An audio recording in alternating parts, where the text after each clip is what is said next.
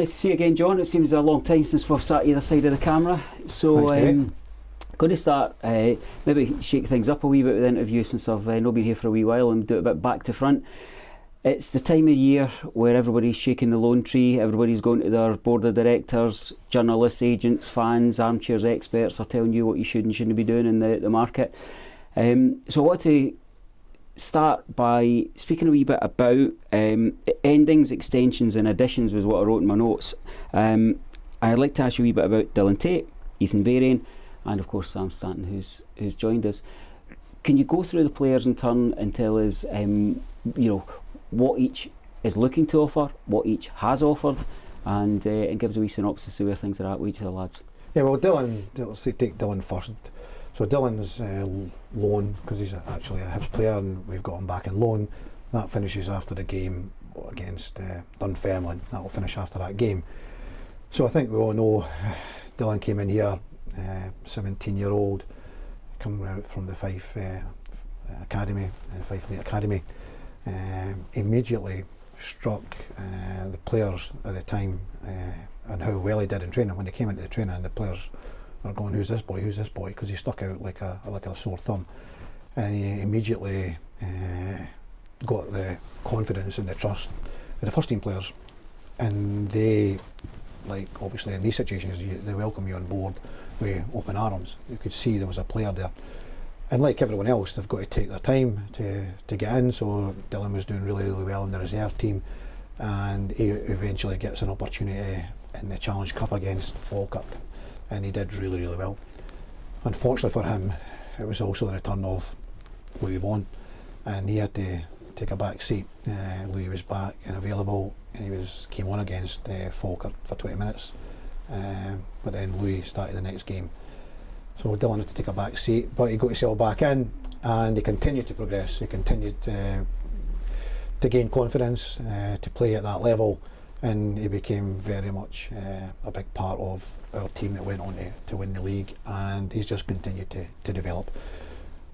While Dylan was doing that, Kieran Bowie was strutting his stuff and doing particularly well, and of course there was a lot of interest in Kieran Bowie, and people coming, watching Kieran Bowie also took notice of Dylan Tate, because there was loads of scouts coming at that moment in time, and there was a fair amount of interest in Dylan as well after Kieran had went.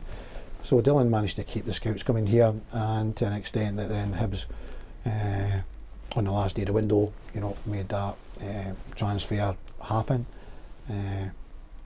And just like Kieran Bowie, delighted that we were part of the development of one of the players to come here to do well and perhaps move on to a higher level. And we're obviously hoping that Dylan can go to Hibs, challenge the players there. He'll not be like going straight in the team. He'll need to go and fight his way to get into the Hibs team, the Hibs first team. New manager, so going in, having to go in and impress Sean Maloney, who I know quite well from my time at Celtic. And the good thing about that is, like, Sean's philosophy and ideas, and that Dylan will be able to adapt to that fairly quickly, I would suggest. But he's got competition in front of him and a lot of players there at Hibs, so but we wish him well. He's been great to work with. We're always delighted when players come on and do well. Yes, I mean, with regards to continuing development, yeah, of course you would like to keep him, but at the same time, Dylan's now, I feel, seeing him, he needs to go to Hibs, and he needs to go and try and force his way into that team. I think he's ready to do that. I think keeping him here wouldn't necessarily be the right thing to do right now. I think that he's been a Hibs player since the window closed at the end of August, and I think he's ready to go. I think he needs to go and get that challenge and see where it takes him. Yeah, Ethan Varian, his paperwork is getting done now. It's getting on the way through. However, again, like everything, it's going to wait till like midnight, but the papers are being lodged, and that's more or less a formality that will happen. He's available for the game tomorrow anyway. On Sunday, the game on Sunday anyway. So that's a done deal. Ethan, young lad, came in. I'd been doing it at Stoke and watched him playing, like what I saw. And he's been very difficult to defend against. For defenders playing against him, he's a nuisance all the time. He's one of the strikers that you hate playing against. So he's been great for us with regards to getting us up the pitch, fighting his corner, battling things, winning the ball back for us, bringing others into play. The only thing that's going to a little bit of the jigsaw that's missing is actually scoring more goals. You know, he got a really good goal, a header down the air, and he got from a free kick, getting on the end of, getting across defenders at a free kick. He scores against Aberdeen, and we kind of like were thinking there's going to be more goals coming, you know. But his play has obviously helped others get a bit of space, and that's made that they've managed to get goals. But you know, you're hoping that it's just a matter of time before he starts scoring. So we have Ethan to the end of the season, which is great news. Happy for him. Stoke are happy for him to be here. They've been liking what they've been seeing. He's been getting loads of game time, and these are all the factors that you would want to keep a player there. They like the way that we play, and everyone's kind of like happy. Obviously they, like us, would want Ethan to get on the end of a few crosses and get a few goals, and they recognise that as well. They get all his information, they get all his numbers, all his stats from his GPS. They get all his clips in the video, and they're very much every week. David Hibbert, the under-23 coach, gets in contact with me and asks for a rundown and how I felt that Ethan has done. So there's a connection there with them. It's not just a matter of he's out of sight, out of mind. They're very much on the ball, and they're watching him all the time, and they have meetings within their loan. Their loan people. They are talking about all the different loans, and of course, if they didn't think it wasn't working, they would take him back and either keep him there or place him somewhere else. So we're delighted that everyone's happy. Sam has signed a 2.5-year contract. We need that international clearance from the Irish FA into Scotland. So his registration is held at the moment in the Irish FA.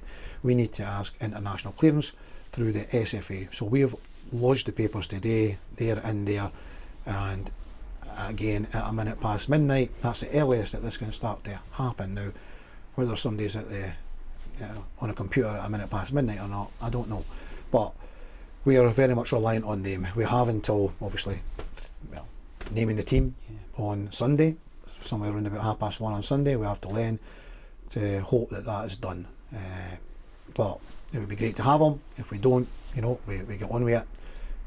But it would be nice to have him available. He's looked very, very impressive in training, and I think he's going to be a right good signing. A player that Rovers fans should know quite well, given they've seen him early in his career and that famous game at Easter Road and Grant Anderson scored, but we've seen him at Dumbarton as well. So we kind of know potentially what we're getting there, and the quality that's there, the reputation he has across his other teams is kind of second to none. Yeah, and he's 27 now. He's got a lot more experience than he had, at the time you're talking about. But I spoke with Lewis Vaughan. Lewis Vaughan was on loan at Dumbarton at the same time as Sam, and Lewis spoke so highly of Sam. So when we were looking at bringing Sam in, and you're talking to players that have played with him and other coaches that have worked with him, and the amount of messages we've actually had from other people in the game saying, what a signing he is, what a signing, so a little bit of pressure on there to deliver the goods, but for what I've seen, I don't think there's any doubt in that whatsoever. In terms of rumours, aspirations, hopes, and a pot of gold being found at the back of your dugout somewhere, any other business to be done? We continue to look. Obviously, it's the process is not just when it comes to January. The process is going on all the year, the whole year, all the time. We didn't just get to January and think, what do we need?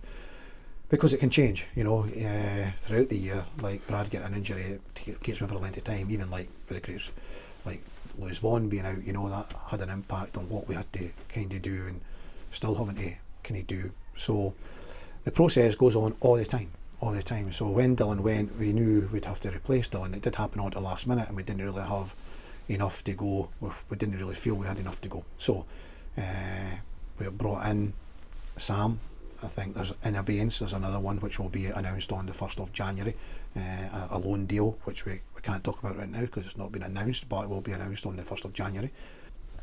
So there's no doubt when you see that Dario, Aidan, Ethan, Ross, these guys have got us a number of goals throughout the season. We're looking for Matic, and we're looking for Ethan Viren to get some goals, so of course we need to be looking in that department to try and bring somebody in to give us, get some more goals, and if any one of these guys get injured and there's a Partick Thistle situation where the two of them are out and we're left like with just young Kieran, you know, so we need to strengthen in that department in the team, and that's been ongoing for us for months. It's the hardest piece of the jigsaw to get is the striking department. It's the hardest piece because in Scotland there's not that many going around, you know, there's not. And then we've had a goal with Manny, we've had a goal with Gozy, and that's where we have to go, more or less, you know. Dick Campbell's take, you know, great credit for taking the boy Noble from Livingston on loan, but he's the same type as a Manny and a Gozy to come up for the non-league. David Martindale obviously didn't quite think he was ready for, you know, that Premiership level. He goes to Arbroath and he's running riot. He's maybe not scored loads of goals, but again, a bit like Ethan Varian there, he's created a number of opportunities for his teammates to score goals just because he's so big and so strong. And Arbroath have reaped the benefits of that. It's really made their team dynamic. And so these are all the variants that we need to cross, but very, very difficult because, well, although we work with Boom Scout, who are data analysis. You know, they give a good score on Sam Stanton, so we trust them when we listen to them. And we get reports. They'll maybe give us 6 strikers, and we look through the whole 6 of them, and some are gettable, and some are probably not. We use Transfer Market, who keeps a transfer room, I should say transfer room. Again, that's making us aware of players that are available, but again, not so local guys, more guys from down south, and again that comes back into what I just mentioned about, you know, going into that market. But you see in the league and previously more and more, and even in the Premiership, that's where, you know, we're having to go to get strikers. There's just not enough strikers in Scotland to go around, and we don't necessarily have the big strong physical ones. I'm not saying there's none, but there's not enough, and sometimes you need that physicality. I mean, Arbroath have got physicality, they've got a lot of power and strength in their team, and they've got some really good players, good technical players, but the physicality is quite a big thing as well. So you know what you want, you potentially know where to go, then it's about sourcing, then it's about negotiating, then it's about just putting in the hard miles and the discussion, making sure the club's reputation is at a standard that clubs would entertain these players coming to us if it is a loan deal. Yeah, everything. As I say, it's a recruitment is a continuous thing throughout the whole year. It's just not then. We only have certain windows, so we know what's there and what's about, and we continue to look. We continue to communicate with agents, with clubs. We're very much a lot better off now than, way better off than I was when I first came. Yeah. And now in the last 3 years, we're putting things in place, as I said, like the Boom Scout, like the transfer room. We've got a camera now within the stadium that we can look at the training, and we're looking at aspects of what we're doing in training. So we've got a lot more technology to help us try to get to where we want to go, and make no mistake about it, you know, we want to try and get to the Premiership. I believe, and I know I respect our league. No one respects this league more than I respect this league, so I'm not going to get away ahead of myself. But at the same time, you look at the league, and I just think that this is the best opportunity that we could get to try and give this a go, and that's my belief. And it's no disrespect. I think the league has kind of went into a group of 5, and at the top and at the bottom, and I think any of the 5 teams could win the league, and so why not us? We've got an opportunity, you know. But I think, as much as I say that, you could finish first, but you could finish 5th, because there's no game easy. No game's easy, you know. We are going down to Ayr there, Kilmarnock at home to Morton, you know. No one gets it easy. And I said it the other day that I actually didn't understand why there's been a break in the league, you know, with top 5 and bottom 5, because every game, so all these fine margins have maybe went just against all the teams at the bottom, and there's a lot of games maybe were very nip and tuck, and you get the fine margins. Well, you know, hopefully we're going to continue to get these fine margins going in our favour.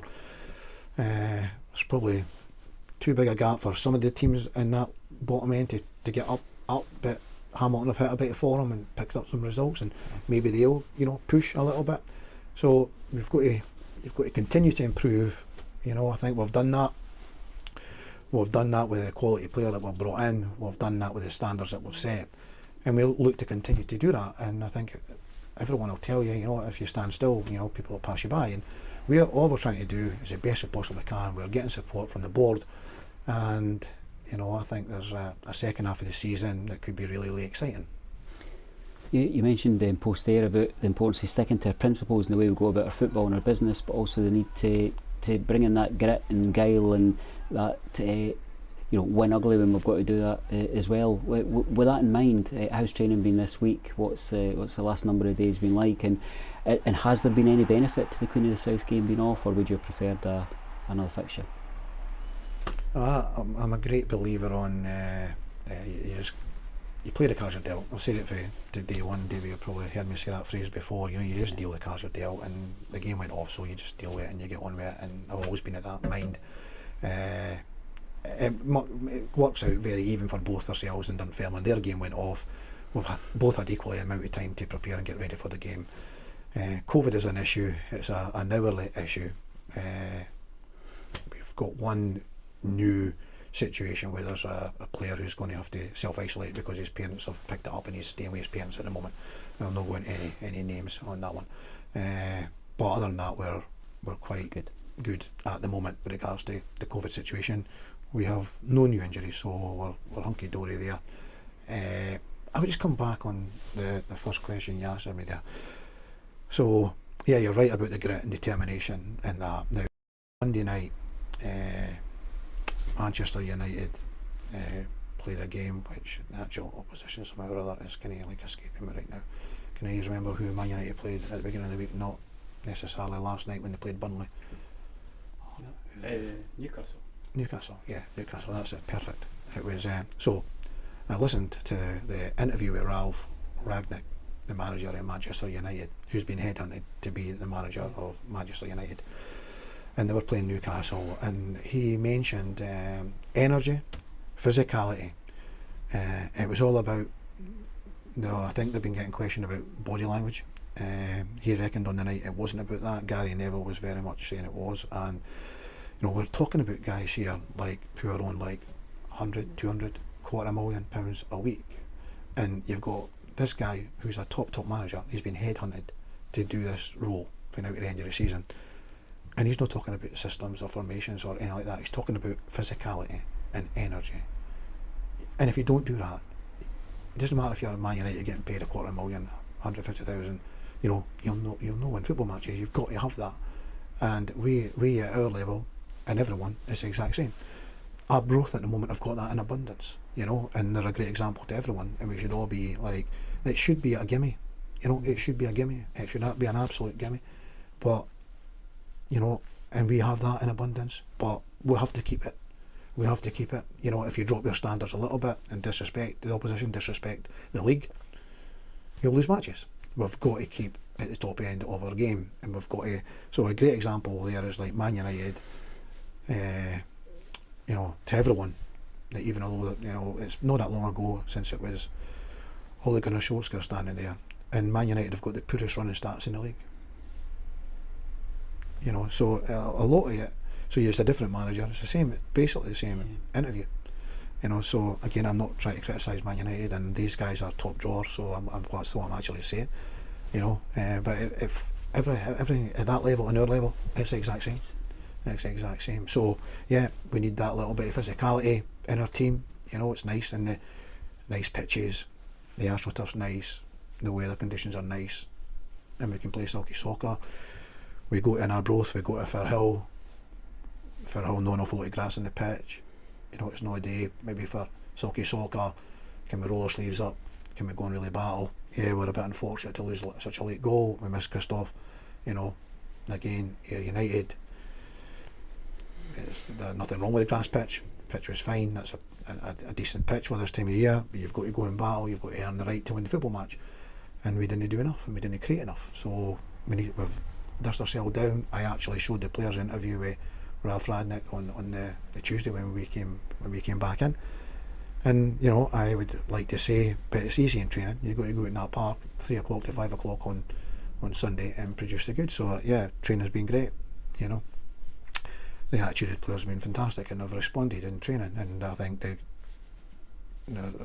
new guys coming in has given a little freshness, a little kind of like, you better get your act together here because I'm going to come and take your place type thing. So it's up to you.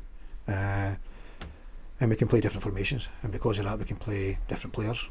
So again, we're no a one-trick pony. You know, we can do things differently, and we will be that we have to. So people have got to step up and want to actually show what they can do.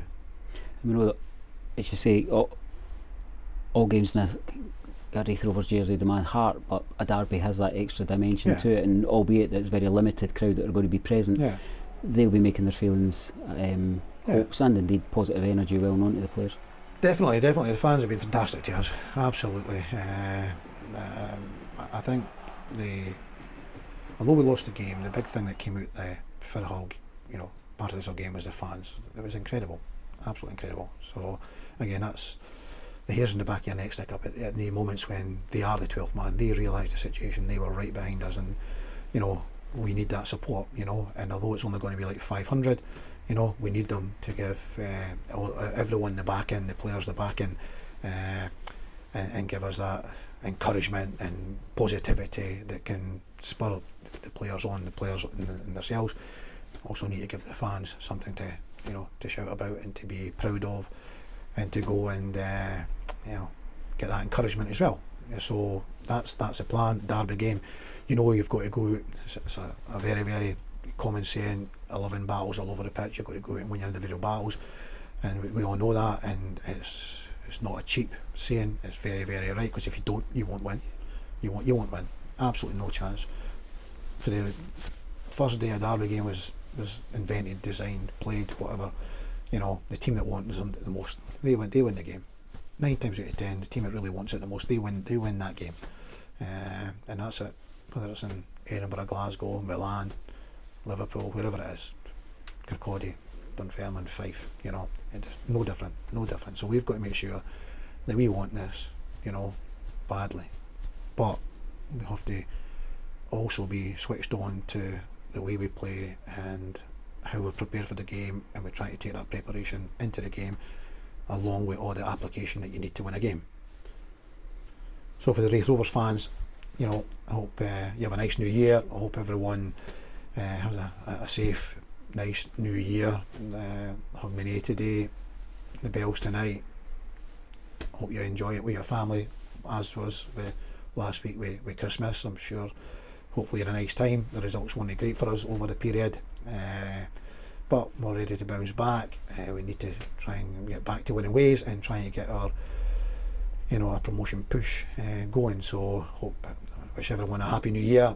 Hope it's a great 2022, and hopefully we can overcome this COVID and the situations and get all the fans back in the stadium as well.